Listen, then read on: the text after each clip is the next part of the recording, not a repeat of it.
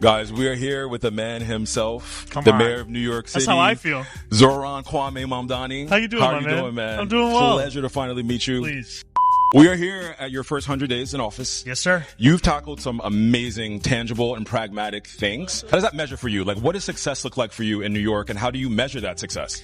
I think success to me is that New Yorkers can actually feel the work of City Hall in their lives. Mm-hmm. So often politics feels like something you have to translate, something you have to know the vocabulary of to even understand how it affects you. So we're focusing on what are working people facing. We've heard time and again, cost of living. After housing, it's childcare. Mm-hmm. So we're putting $20,000 a year back in working parents' pockets with the delivery of universal childcare for 2-year-olds. We've heard from workers, they feel like they're working a hard day's work and then they still get gypped at the end of it. So we've put $9.3 million back in the pockets of workers and small businesses. Yeah. And then I hear from a lot of people about when they're driving or when they're biking, even when they're on the bus, potholes. Feel that pothole. 102,000 potholes filled. Yeah. As a New Yorker and as someone, we're in the same age bracket, you've done something that no other mayor in my lifetime has done. You've talked about things that we all care about. You mentioned the disparity between white New Yorkers and black New Yorkers and how those communities have historically had that disparity. What does policy look like for you to address that? I think first and foremost, you have to acknowledge the truth, right? And it's not an indictment of any one New Yorker. It's an indictment of politics and policies. There's no way that we can accept a New York City where the median household wealth of a black family is less than $20,000 for sure in the most expensive city in the United States of America. And so part of it is acknowledging, and the next step is to make sure when you're building out your policies, you have equity in that framework. Yep. So for example, we have a $1.2 billion deal to deliver universal childcare. We're starting with 4 sets of neighborhoods. We were intentional about also picking the neighborhoods that are often last, the ones that are often overlooked. We're talking about Canarsie, Brownsville, Far Rockaway. Having those be first so that we can see the impacts of that kind of investment in the very communities that often have to deal with the absence of it. And I think you touched on something that's super important to people who follow me. I'm very pro-black. All of my content is about the black diaspora and specifically black Americans. Yeah.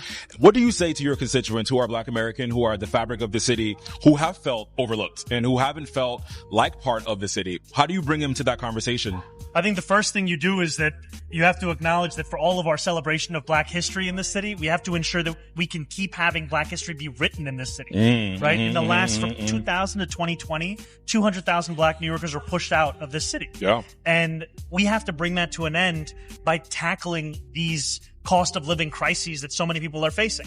Now, people are facing them whether they're tenants or whether they're homeowners. Yep. So for example, a lot of black homeowners have faced the scourge of deed theft. They face the scourge of a property tax lien sale. I'll give you that example. In 1996, the city created the property tax lien sale. Yep. It would say that if a homeowner was delinquent on property taxes or water bills, it would sell that debt to a third-party debt collector. This disproportionately hurts black and brown homeowners. And recently we saw a black homeowner in Brooklyn paid off the entire mortgage, had just $5,000 delinquent on a water bill, saw that lien sold. How do we fix that, though? We put that sale on pause for 6 months. We said, we're not going to make money off of this kind of a sale. We're going to actually investigate what's an equitable way to deliver on this, and doing that with a focus on things like land banks, with a focus on keeping people in their homes, and not just saying this is money to be collected for the city, rather saying how can the city keep people in their homes? Yeah, I mean, like I said, you say the things that we're all thinking, and that's why I think from a millennial to millennial, it's good to have a millennial person who has a brain that we can all say, what we're talking about. And I just want to touch on being a millennial. We've seen how the world we've inherited is not the world we were promised. No, sir. You touched on the affordability crisis. Yeah. A lot of your policy has already addressed affordability. How do we ensure that New Yorkers continue to thrive here, stay here, that we continue to build things like art, talent, the great minds? Like, how do we tackle that in the city? I think one is never taking it for granted. Sometimes we talk about our city being the greatest city in the world as if that's something that is innate or natural. We have to earn that. Yeah. And that means we have to make it a city not only where people can afford to live here, but frankly, where they can aspire to life in this city, to more than what they have in this moment. And so we're thinking about how can we have people build in this city, build themselves, build housing, build their lives, build it all. And to that just comes back to investing in working class New Yorkers, not just for tomorrow, but for the years to come. Well, it's been an honor talking to you. I think the things that you talk about, like I want to drive that home. Like the things that you say, trust me, we care about. And you're definitely reaching out to all the New Yorkers who have been here, who have seen the system not work for us. And totally, we don't think you're going to change it overnight, but we do appreciate what you're doing. I appreciate that. We got to do it together. Yes, we do. Thank you, my man.